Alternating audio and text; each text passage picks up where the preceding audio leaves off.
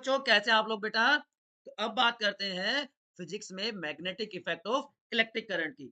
एक बहुत कॉमन सा एग्जांपल बताता हूं जो आप डे टू डे लाइफ में यूज करते हैं। आप सब ने क्रेडिट कार्ड यूज किया होगा या डेबिट कार्ड यूज किया होगा। यस और नो?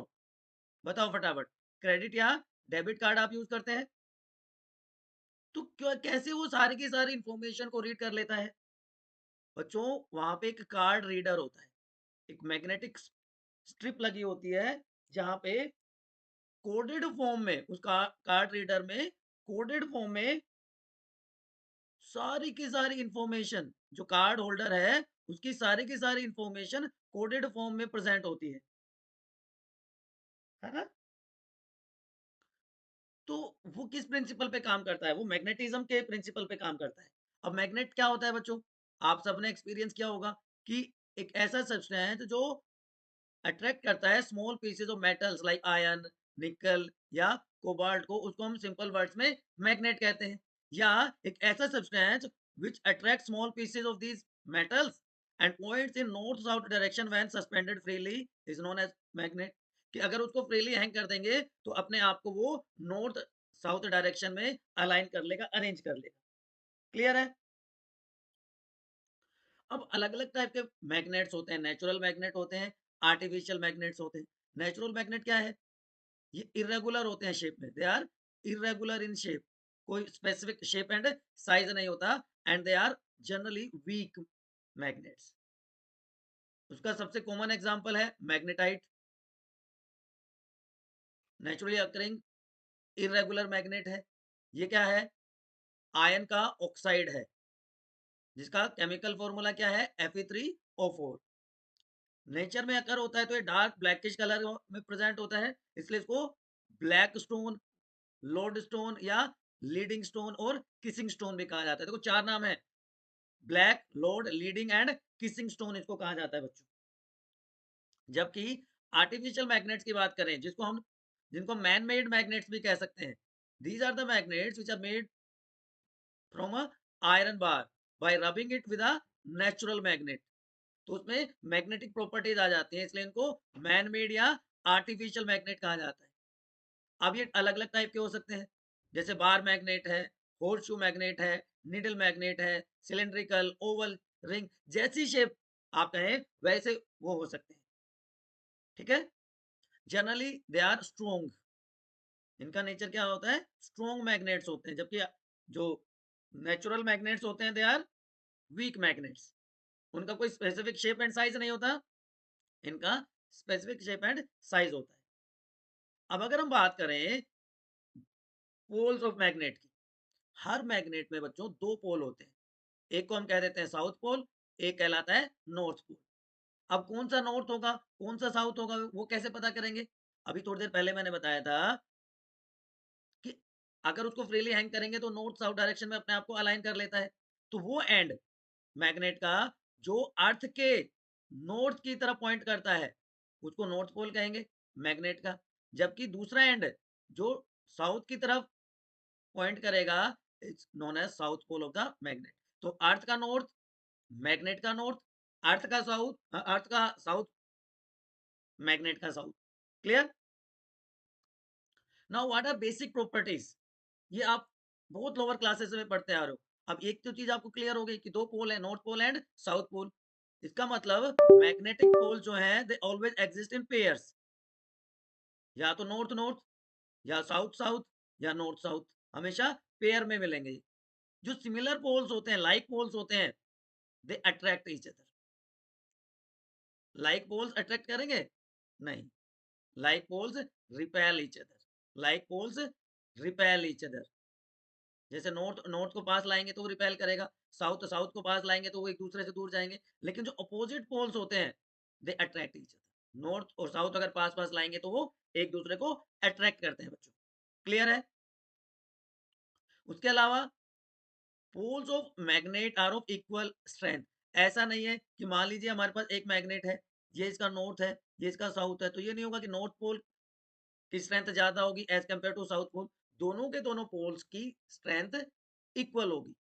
और ये ऑलरेडी हमने डिस्कस कर लिया कि जब एक मैग्नेट को हम सस्पेंड करेंगे फ्रीली किसी भी थ्रेड की हेल्प से, तो ये हमेशा अपने आप को अलाइन करेगा नॉर्थ साउथ डायरेक्शन में। इसको कहते हैं directive property of magnet. What is directive property of magnet? When a magnet is suspended freely with the help of light thread, it always align along the north south direction. ठीक है? And every magnet have property to attract small pieces of iron, nickel, cobalt, etc. what itself. So these are the basic properties of a magnet. There is a correlation between magnetism and electricity. क्या कोरिलेशनशिप है? अभी मैंने आपको बताया कि magnetic object magnetic field develop करेंगे। ठीक है? Certain substances can B magnetised bye rubbing. मैंने बताया था ना कि आयरन पीस को अगर मैग्नेट के साथ रब किया जाएगा तो उसमें भी मैग्नेटिक प्रॉपर्टीज आ जाएंगी। Similarly charge objects set up electric field around them, मतलब उनमें इलेक्ट्रिक प्रॉपर्टी आ जाती है। और certain substances can be charge by rubbing. तो there is a correlation between magnetism and electricity. और इसी को डिटेल में स्टडी किया किसने? यस, क्रिश्चियन ओस्टर्ड ने। एक्सीडेंटली उन्होंने डिस्कवर किया था। क्या डिस्कवर किया? ये सिंपल सा एक्सपेरिमेंट उन्होंने परफॉर्म किया। क्या लिया उन्होंने? एक स्ट्रेट थिक कॉपर वायर को दो पॉइंट्स के बीच में रख दिया इलेक्ट्रिक सर्किट में। ये पूरा हमारा इलेक्ट्रिक सर्किट है, ये अमीटर है, ये रेजिस्टेंस है ना, ये बैटरी है, ये प्लग की है, this is the direction of flow of current. तो इन दो पॉइंट्स एक्स और वाई के बीच में इन्होंने क्या रख दिया? एक कॉपर वायर को रख दिया which is perpendicular to the direction of plane of paper, और हॉरिजॉन्टली कंपास लेके आए उस कॉपर वायर के पास। This is the compass. ठीक है? जब करंट पास किया, मतलब प्लग की को जब ऑन कर दिया, तो there was a deflection in compass needle. इसका मतलब क्या हुआ कि जब करंट पास किया कॉपर वायर में तो एक मैग्नेटिक इफेक्ट प्रोड्यूस हुआ, और जो इलेक्ट्रिक करंट कैरिंग वायर था वो बिहेव करने लगा मैग्नेट की तरह। इसका मतलब अगर किसी इलेक्ट्रिक फील्ड में से, जहां पे हमने क्या रखा हुआ है, कॉपर वायर, उसमें से इलेक्ट्रिक फील्ड पास करेंगे तो उसमें मैग्नेटिक प्रॉपर्टीज आ जाती है। ठीक है? तो क्रिश्चियन अस्टर्ड ने एक्सीडेंटली डिस्कवर किया deflection of compass needle in the presence of electric field, और उन्हीं के नाम से जो मैग्नेटिक फील्ड स्ट्रेंथ की यूनिट है वो क्या है? अस्टर्ड। क्लियर? क्लियर है? चलिए, तो ये चीजें मैंने अभी आपको बताई। क्विक रिकैप दोबारा से मैं आपको करवा रहा हूँ कि compass needle acts as a small bar magnet. इसका जो नॉर्थ है वो अर्थ के नॉर्थ की तरफ, साउथ अर्थ के साउथ की तरफ। ठीक है? लाइक पोल्स रिपेल करेंगे, अनलाइक पोल्स अट्रैक्ट करेंगे ईच। ठीक है? क्लियर है बच्चों? अभी हमने बात करी थी कि जो मैग्नेटिक फील्ड स्ट्रेंथ है उसकी यूनिट क्या है? ओस्टर्ड है। लेकिन एक चीज और यहां पे मैं ऐड कर रहा हूं, SI unit of magnetic field intensity. Magnetic field intensity की एसआई यूनिट क्या है? टेस्ला। कैपिटल टी से इसको रिप्रेजेंट करते हैं, या वेबर पर स्क्वायर पर मीटर। वेबर, डब्ल्यू से वेबर को रिप्रेजेंट करते हैं, वेबर पर स्क्वायर मीटर। क्लियर? तो जो ये मैग्नेटिक फील्ड है ये स्केलर क्वांटिटी है कि वेक्टर क्वांटिटी? एक बार फटाफट कमेंट सेक्शन में लिखो, इट इज अ स्केलर और vector quantity? It is a vector quantity. Vector quantity क्या होती है? जिसकी मैग्नीट्यूड भी हो और डायरेक्शन भी हो। ठीक है ना? तो जो मैग्नेटिक फील्ड है उसका पैटर्न, उसको हम शो कर सकते हैं with the help of field lines, जिनको हम मैग्नेटिक फील्ड लाइंस कहते हैं बच्चों। They are known as magnetic field lines. Clear? इस तरह से तो ये सिंपल सी एक्टिविटी आपको परफॉर्म कर सकते हैं कि एक व्हाइट पेपर को ड्राइंग बोर्ड पे फिक्स कर लीजिए और उस पे एक बार मैग्नेट रख दीजिए सेंटर में, लाइक दिस। क्लियर? आप कुछ आयन फिलिंग्स को उसके आसपास स्प्रिंकल कर दीजिए यूनिफॉर्मली। तो क्या होगा? जब हम उस बोर्ड को टैप करेंगे, ठीक है ना, तो जो आयन फिलिंग्स हैं मैग्नेट के आसपास वो अपने आप को अलाइन कर लेंगे, अरेंज कर लेंगे इस तरह से in the form of field lines, जिनको हम मैग्नेटिक फील्ड लाइंस कहते हैं। क्यों होता है ऐसा? क्योंकि जो मैग्नेट है वो एक फोर्स एक्सर्ट करता है, तो किसके ऊपर? आयन फिलिंग्स के ऊपर, and they arrange in a pattern. तो ये जो एरिया है अराउंड ए मैग्नेट, जहां तक उस मैग्नेट के फोर्स को एक्सपीरियंस कर सकें, that is known as magnetic field. और ये लाइंस जो है they represent magnetic field lines. Clear है बच्चों? These lines are known as magnetic field lines. Clear रहेगा? ठीक है। एक दूसरा एक्सपेरिमेंट आप कर सकते हैं, कैसे ड्रॉ कर सकते हैं मैग्नेटिक फील्ड लाइन को with help of compass needle. ये भी आपके एनसीईआरटी में दिया हुआ है कि एक बार मैग्नेट को हमने व्हाइट पेपर पे फिक्स कर लिया ड्राइंग बोर्ड पे, और जो मैग्नेट है उसकी बाउंड्री को मार्क कर दिया हमने। आप उसके पास एक कंपास लेके आए, मैग्नेट के नॉर्थ पोल के पास, मैग्नेट के नॉर्थ पोल के पास हम कंपास लेके आए। अब हम क्या करेंगे, now will move the needle to a new position, कि इसका जो साउथ पोल है वो ऑक्यूपाई कर ले मैग्नेट के नॉर्थ पोल को। तो ये हमें हिट एंड ट्रायल मेथड से करना पड़ेगा। ठीक है। अब ज्वाइन कर देंगे पॉइंट्स को, तो जो ये कर्व हमें मिलेगी वो क्या कहलाएगी, मैग्नेटिक फील्ड लाइन। अब इसको जब बार बार हम इसको प्रोसीजर को रिपीट करेंगे तो एक हमें इस तरह से फील्ड लाइंस का एक पूरा एरिया मिल जाएगा। ठीक है। या तो कोई कंफ्यूजन है तो बताइए। तो मैग्नेटिक फील्ड जिसमें डायरेक्शन भी है मैग्नीट्यूड भी है, तो क्या होगी, vector quantity. Field lines start from north pole and ends at south pole, but inside the magnet the direction of line is from south to north। देखो समझना इस बात को, outside they start from north pole and ends at south pole, but inside the magnet they start from south and ends at north pole। ठीक है। two magnetic field lines never cross each other, they never cross each other because the compass needle cannot point towards two direction at the point of intersection। या इसको आप ऐसे समझ सकते हैं कि at the point of intersection, at the point of intersection there will be two tangents, दो tangent होंगे। ठीक है। जिससे दो डायरेक्शंस मिलेंगी, it will give two directions of magnetic field at the same point, which is not possible, that's why magnetic field line never cross each other। तीसरी property क्या है मैग्नेटिक फील्ड लाइंस की, द डेंसिटी ऑफ लाइन या strength of magnetic field is proportional to strength of magnet. ठीक है।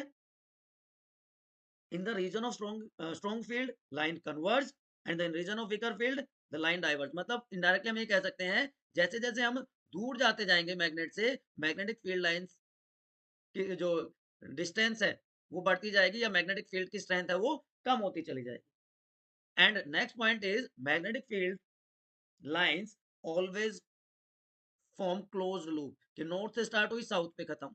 तो पहला point they form close loop, start from north pole to south pole। Third point, inside the magnet they start from south to north।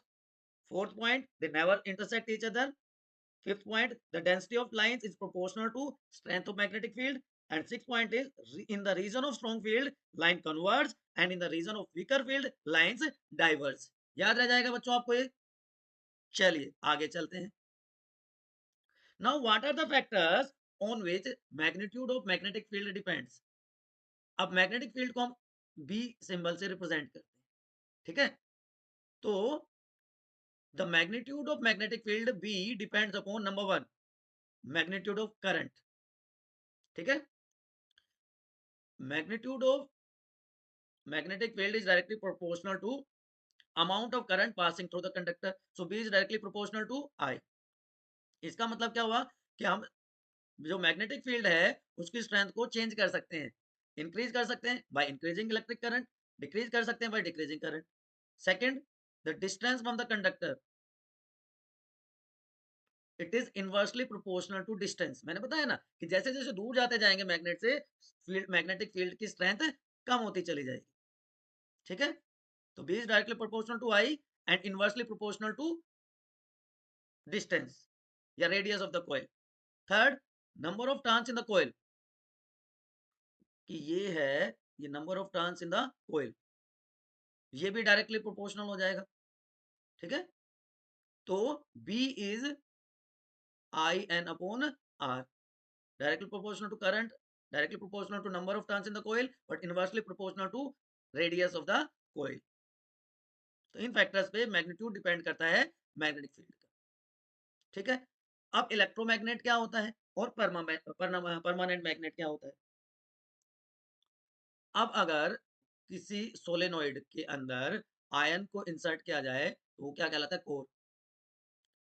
अब solenoid क्या होता है, ये मान लीजिए एक आयन है, आयन का रोड है और इसके ऊपर कॉपर वायर की इंसुलेशन कर दें और इसमें से जो करंट पास किया जाएगा तो इट बिहेव्स एज मैग्नेट, ये क्या कहलाता है, सोलेनोइड। तो जब तक इसमें से करंट फ्लो करता रहेगा इसमें मैग्नेटिक प्रॉपर्टीज रहेंगी and such magnets are known as electromagnets. But electromagnet is a temporary magnet. क्यों? क्योंकि जब तक उसमें से करंट फ्लो करेंगे तब तक उसमें मैग्नेटिक प्रॉपर्टी रहेगी। जैसे ही करंट को ऑफ कर देंगे, स्विच ऑफ हो जाएगा करंट, तो मैग्नेटिक प्रॉपर्टी भी लूज हो जाएंगी। ठीक है, इसीलिए सॉफ्ट आयन को यूज किया जाता है to form electromagnets because it immediately loses magnetic property as the current is switched off. ठीक है, तो electromagnet possesses magnetic nature as long as current flows through it, temporary magnet होता है and soft iron is used because it immediately loses magnetic property as the current is switched off. और इसकी strength किस पे depend करेगी, strength of current, ये हमने already discuss किया है। Direction of current is reverse then polarity of electromagnet also changes. Clear है बच्चों? चलिए, अब what is unit of magnetic field, मैंने थोड़ी देर पहले आपको बताया था, टेस्ला होती है। सीजीएस यूनिट गॉस होगी, स्मॉलर यूनिट देन टेस्ला। तो 1 tesla is equal to 10⁴ gauss, याद रखना है। एक और यूनिट बताई थी मैंने, वेबर, है ना। अब क्या डिफरेंस है बार मैग्नेट में और इलेक्ट्रोमैग्नेट में। कॉमनली यूज जो मैग्नेट होता है वो हमारा बार मैग्नेट होता है और इसके ऊपर कॉपर वायर की कॉपर टर्न का इंसुलेशन करके उसमें से करंट पास करेंगे तो इलेक्ट्रोमैग्नेट कहलाता है। तो बार मैग्नेट स्टील का बना होता है, ये सॉफ्ट आयन का बना होता है। इसकी पोलैरिटी को चेंज कर सकते हैं लेकिन नहीं कर सकते, सॉरी, और इलेक्ट्रोमैग्नेटिक की पोलैरिटी को हम चेंज कर सकते हैं। ये परमानेंट मैग्नेटिक फील्ड प्रोड्यूस करते हैं लेकिन इसमें जब तक करंट फ्लो करेगा तब तक मैग्नेटिक फील्ड रहेगी। इसलिए ये परमानेंट है तो इसकी स्ट्रेंथ को चेंज नहीं कर सकते। इसमें स्ट्रेंथ को चेंज कर सकते हैं बाय इंक्रीजिंग और decreasing amount of current flowing through it, है ना। इसके लिए करंट की जरूरत नहीं है और इसमें तो करंट मतलब मैग्नेटिक प्रॉपर्टी ही तब आएंगे जब उसमें से इलेक्ट्रिक करंट हम पास करेंगे। क्लियर है बच्चों? चलिए, now magnetic field due to current carrying conductor, ये बहुत सारी एक्टिविटीज मतलब बहुत सारे एक्सपेरिमेंट्स इस चैप्टर में आपको देखने को मिलेंगे। अब हमें इसके लिए क्या करना है, एक लॉन्ग स्ट्रेट कॉपर वायर लेना है, 1.5 वोल्ट के 2 या 3 सेल लेने हैं। ठीक है, एक प्लग की और उन सबको सीरीज में कनेक्ट करना है। अब एक कॉपर वायर प्लेस कर दी हमने पैरेलल टू कंपास निडल। ठीक है, अगर करंट नॉर्थ से साउथ में फ्लो कर रहा है, नॉर्थ से साउथ में फ्लो कर रहा है तो जो नॉर्थ पोल है कंपास निडल का वो ईस्ट की तरफ जाएगा। लेकिन अगर करंट के डायरेक्शन चेंज कर देंगे, साउथ से नॉर्थ में कर देंगे, तो जो कंपास निडल की डिफ्लेक्शन है वो वेस्ट में हो जाएगी। इसका मतलब ये हुआ direction of magnetic field produce can be reverse by direction of electric current. ठीक है,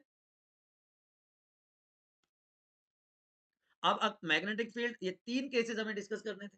तो magnetic field due to current through straight conductors या स्ट्रेट वायर भी आप कह सकते हैं, तो उसमें भी हमें क्या करना है, एक थिक कॉपर वायर को एक कार्डबोर्ड में इंसर्ट कर दिया लाइक दिस, ये वाला अरेंजमेंट, ये कार्डबोर्ड है, इसके सेंटर में से हमने एक स्ट्रेट वायर को इंसर्ट कर दिया। अब इसको कनेक्ट कर दिया एक्स और वाई के बीच में in series with battery of 12 volt.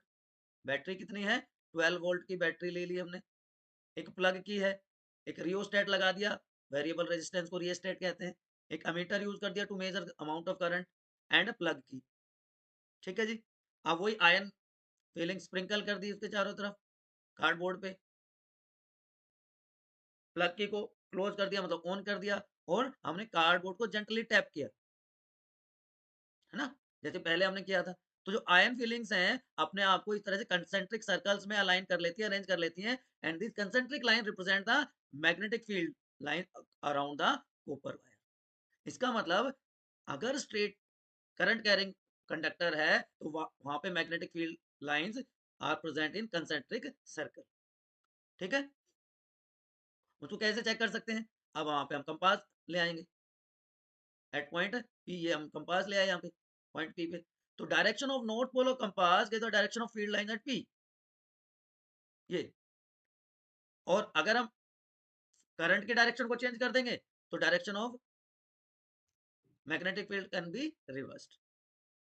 उसके बाद अगर हम अमाउंट करंट का चेंज कर देंगे कॉपर वायर में तो डिफ्लेक्शन भी चेंज हो जाएगी, है ना। अभी हमने देखा था कि नॉर्थ से साउथ ले जा रहे थे तो ईस्ट में डिफ्लेक्शन था, साउथ से नॉर्थ ले जा रहे थे तो वेस्ट में डिफ्लेक्शन था। और इसी तरह मैग्नीट्यूड, उसकी स्ट्रेंथ जो है मैग्नेटिक फील्ड की, वो भी इंक्रीज हो जाएगी अगर हम करंट का अमाउंट इंक्रीज कर देंगे, वो डिक्रीज हो जाएगी अगर हम करंट का अमाउंट डिक्रीज कर देंगे। ठीक है ना। तो जैसे उससे दूर लेते जाएंगे, if a compound is placed at the furthest point from the conducting wire, deflection decrease होती जाएगी, मतलब मैग्नेटिक फील्ड की स्ट्रेंथ डिक्रीज हो जाएगी एज द डिस्टेंस इंक्रीजेस। देखा था हमने, B is inversely proportional to R, distance या रेडियस। जो कंसेंट्रिक सर्कल्स हैं वो रिप्रेजेंट कर रहे हैं magnetic field around a current carrying straight wire, और वो बड़े होते चले जाएंगे जैसे जैसे हम मूव करेंगे, दूर जाते जाएंगे, है ना। अब what is right hand thumb rule? What is right hand thumb rule? आप सबने पढ़ा होगा, पढ़ा है? बताओ what is right hand thumb rule? This is the rule to find out the direction of magnetic field through a current carrying conductor.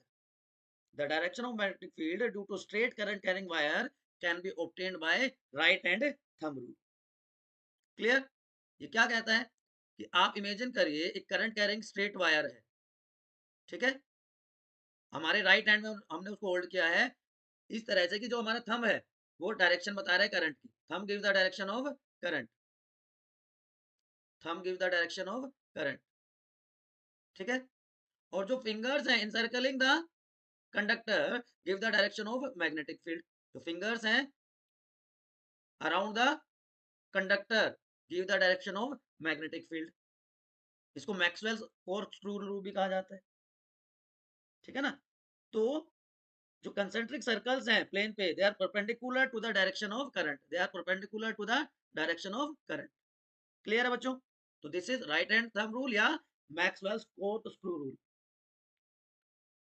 याद रहेगा। चलिए आगे चलते हैं। अब मान लीजिए एक ये क्वेश्चन है, आप इस पार्ट को अभी नहीं देखेंगे। एक current through a horizontal power line flows in east to west direction, तो what will be the direction of magnetic field at a point directly below it and a point directly above it. East to west direction में, east to west direction में current flow कर रहा है, ठीक है।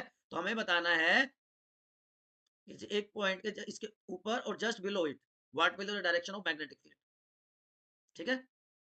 तो जब हम ईस्ट से देखेंगे, ईस्ट से देखेंगे तो वो क्लॉकवाइज, सॉरी एंटी क्लॉकवाइज होगा, लेकिन जब वेस्ट से देखेंगे तो क्लॉकवाइज होगा। तो आप directly Fleming's left hand rule, sorry right hand rule लगा लीजिए कि at any point whether it's below और above the wire, clockwise, and when viewed from east it will be anti clockwise when viewed from the west। तो east से देखेंगे तो clockwise and waste से देखेंगे तो एंटी क्लॉकवाइज होगी direction, ठीक है ना बच्चों। चलिए now second case, magnetic field due to current through circular loop. Circular loop के थ्रू कैसा होगा? तो एक वायर को हमने लूप की फॉर्म में बेंड कर दिया और इसमें से करंट पास करवाया लाइक दिस। जो कंसेंट्रिक सर्कल्स हैं around every point on circular loop become larger and larger as we move away from the wire. मतलब मैग्नेटिक फील्ड की स्ट्रेंथ कम होती चली जाएगी। एट द सेंटर, ये वाला पॉइंट at the centre it appears a straight line and every point on the wire give the direction of magnetic field। जब हम मैक्सवेल स्क्रू रूल या Fleming's right hand rule apply करेंगे तो जो हर point है वायर का वो कंट्रीब्यूट करता है, शो करता है magnetic field lies in the same direction with in the loop, ठीक है ना। But we also know that the magnetic field produced by current carrying wire at a point depend upon depend upon amount of current flowing through it, number of turns। तो अगर हम number of turns बढ़ा देंगे तो strength बढ़ जाएगी, current बढ़ा देंगे तो भी मैग्नेटिक फील्ड की स्ट्रेंथ बढ़ जाएगी। So for a circular coil with n turn field produces n times as large as by single turn. कि भाई अगर मान लीजिए एक टर्न में एक टेस्ला था तो 5n कर देंगे उसको तो 5 की हो जाएगी ना magnetic field, because current in each turn है द सेम डायरेक्शन। तो वो सारी की सारी एड अप हो जाएंगी, हम उसको कंबाइन कर देंगे। ठीक, ये फिर से वही एक्सपेरिमेंट है सर्कुलर लूप को शो करने के लिए। एनसीईआरटी का डायग्राम है कि क्या क्या लेना है हमने। हमने कार्डबोर्ड लेना है जिसमें 2 होल्स है, एक सर्कुलर कॉइल हमने इस तरह से इसमें दोनों होल्स के बीच में इंसर्ट कर दी, जिससे क्या बनाए वो नॉर्मल टू द कार्डबोर्ड। अब सीरीज में कनेक्ट कर दिया एक रियोस्टेट, एक प्लग की बैटरी, फिर से वही आयर फिलिंग स्प्रिंकल कर दी, ऑन कर दिया, टैप किया कार्डबोर्ड को, तो concentric circle pattern emerge on the cardboard. Eight the centre वो स्ट्रेट होंगी, ये सेंटर पे वो स्ट्रेट होंगी, लेकिन यहाँ पे वो कंसेंट्रिक सर्कल्स बनाएंगे। Now third case is magnetic field due to current in a solenoid. What is solenoid? Solenoid क्या है? सिंपल वर्ड में बताओ, व्हाट इज सोलेनोइड?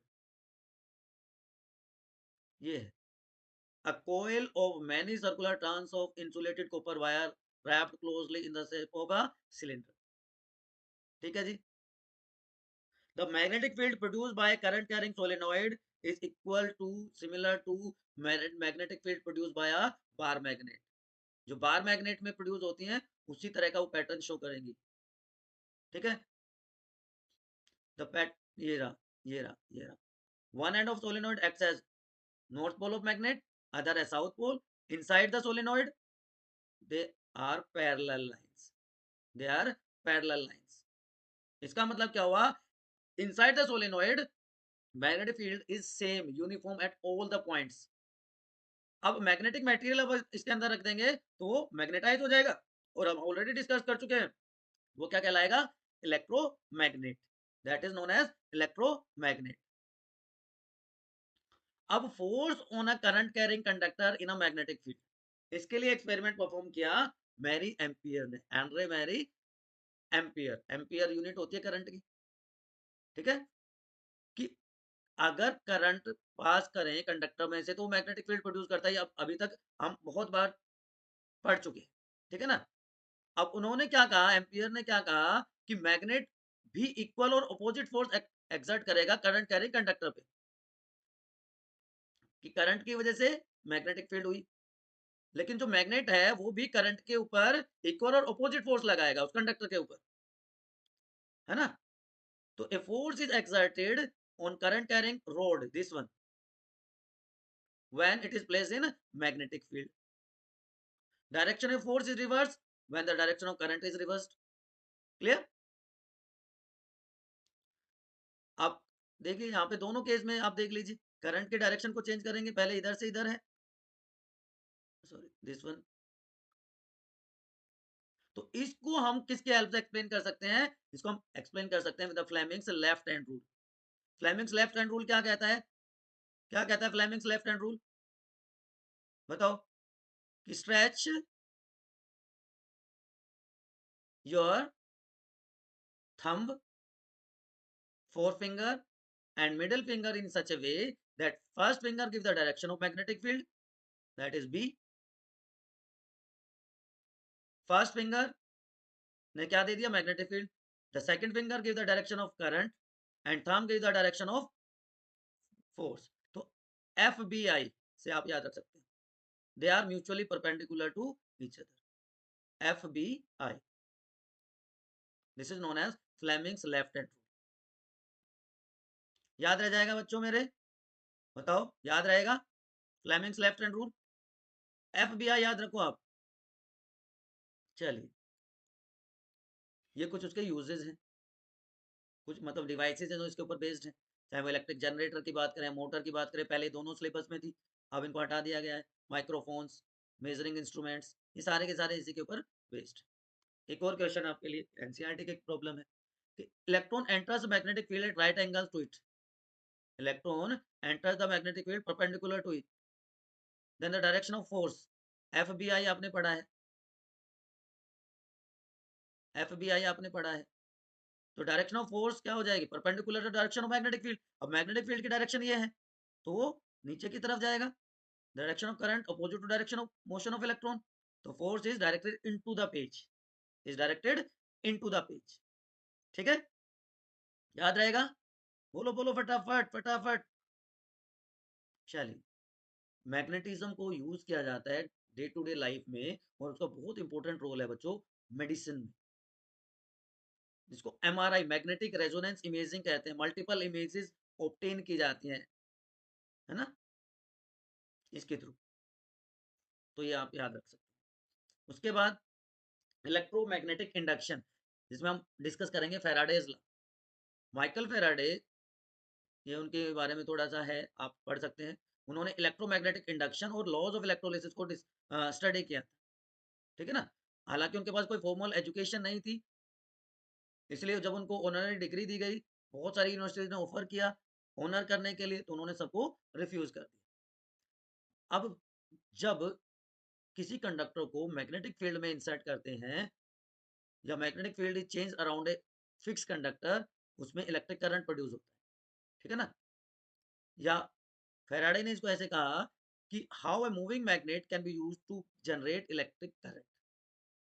कैसे हुआ देखिए एक्टिविटी, एक हमने कोयल ले ली A B, having n number of turns, उसको कनेक्ट कर दिया हमने गैल्वेनोमीटर से, ठीक है। गैल्वेनोमीटर क्या काम आता है, to detect the presence of current in a circuit. अब एक जो बार मैग्नेट था, उसके नॉर्थ पोल को हम बी एंड की तरफ लेके गए, उसके बी एंड की तरफ नॉर्थ पोल को लेके गए, तो जो गैल्वेनोमीटर की निडल थी, उसने डिफ्लेक्शन दिखाया राइट साइड।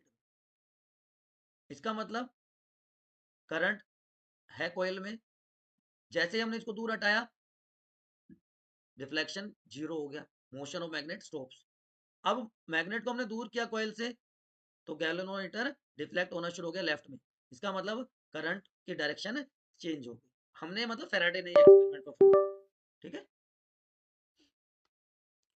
अब क्या किया उन्होंने, मैग्नेट को फिक्स कर दिया एक तरह से, stationary near to the coil, and B of the coil towards it. अब कॉइल को इसकी तरफ मूव करवाया, मैग्नेट फिक्स है, नॉर्थ पोल की तरफ ले गए मैग्नेट के, गैल्वेनोमीटर वही राइट में, सेम सेम सेम सेम गैल्वेन, जब हटा लिया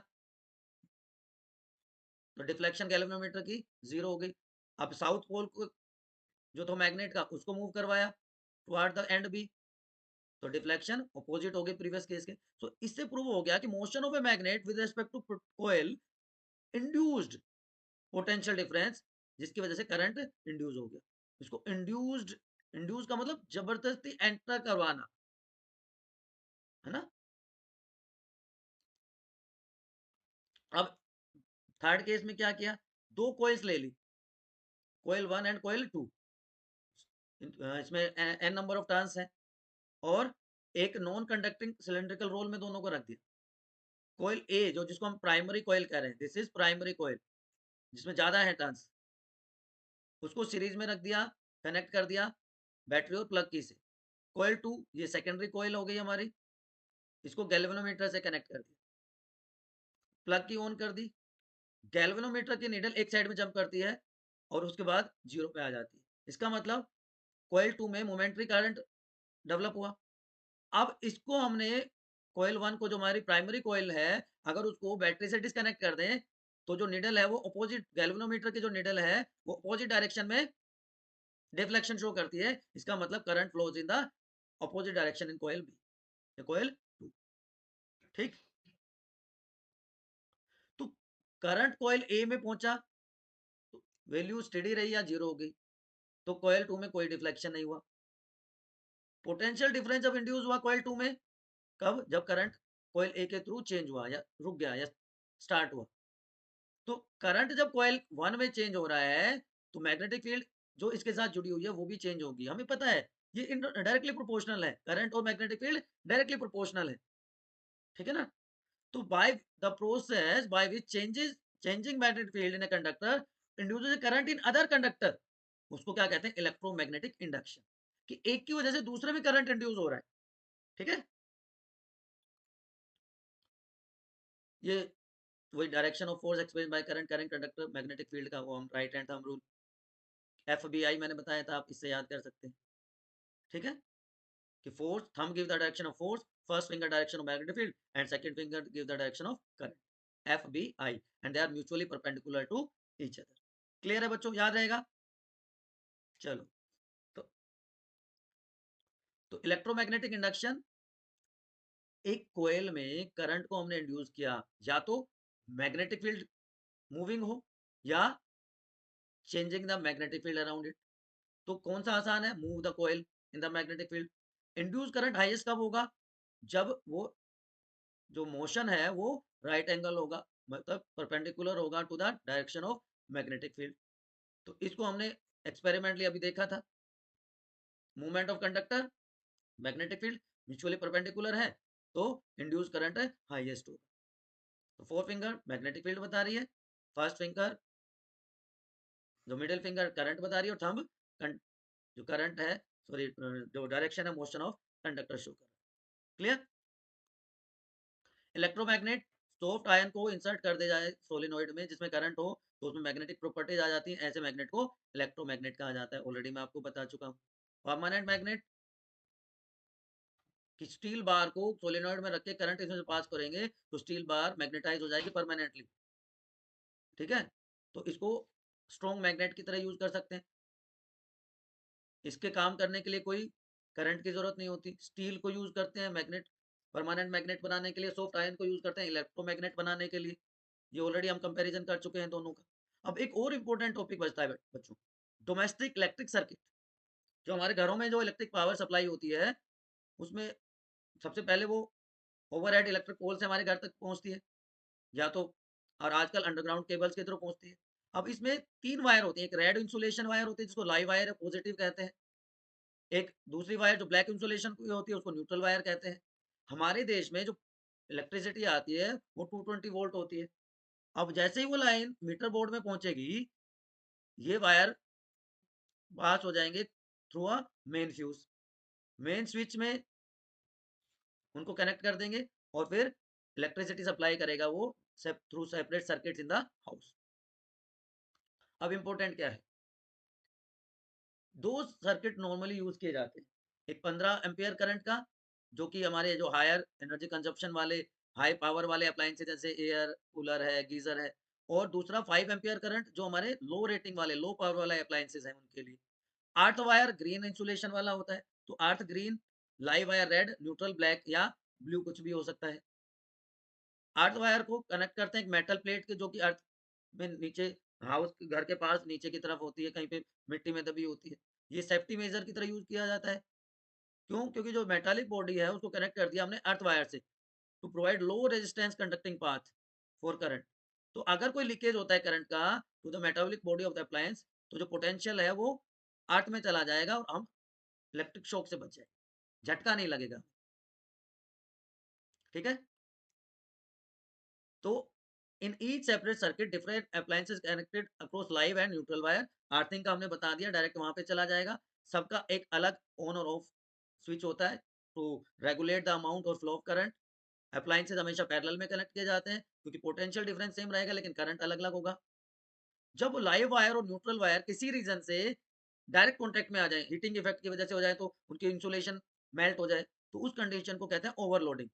तो या तो इंसुलेशन डैमेज हो जाए वायर्स का, एक्सीडेंटल एक्सीडेंटली एकदम से वोल्टेज बहुत ज्यादा बढ़ जाए, या बहुत सारे अप्लायंसेस हम एक सॉकेट में लगा देंगे तो उसकी वजह से ओवरलोडिंग हो सकती है, ठीक है? एंड ड्यू टू ओवरलोडिंग जो करंट है सर्किट में वो एकदम से बढ़ जाता है, and this condition is known as short circuit. तो शॉर्ट सर्किट से बचाने के लिए क्या यूज किया जाता है? इलेक्ट्रिक फ्यूज यूज किया जाता है। ये फ्यूज जो है वो प्रिवेंट करता है डैमेज टू द सर्किट, और जो अप्लायंसेस है एकदम से ये मेल्ट हो जाता है, तो हमारे अप्लायंसेस काम करना शुरू कर देंगे, जैसे करंट हाई होगा ये मेल्ट हो जाएगा। तो जूल हीटिंग इफेक्ट यहाँ पे यूज होता है, Joule heating in the fuse melt it to break the electric circuit. ठीक है बच्चों, तो यहाँ तक कोई कंफ्यूजन है तो बताओ। Domestic circuit, overloading, short circuiting and fuse, ये तीन बहुत इंपॉर्टेंट पॉइंट्स हैं, बहुत इंपॉर्टेंट पॉइंट है। बताओ कोई कंफ्यूजन है? पक्का? तो दिस इज योर चैप्टर जहां पे हमने सारी चीजों को एक साथ डिस्कस किया। फिर भी अगर कोई कंफ्यूजन रह जाता है तो हमेशा की तरह आपको अपने स्टडी डेस्टिनेशन बायोनीति आरआरजी के कमेंट सेक्शन में पूछ लेना। कोई भी कंफ्यूजन है, कोई भी इफ बट है, अगर आप चैनल पर पहली बार आए हैं तो सब्सक्राइब करके शेयर कर दीजिए,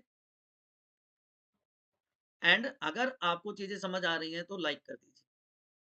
कीप स्टडिंग, गुड लक।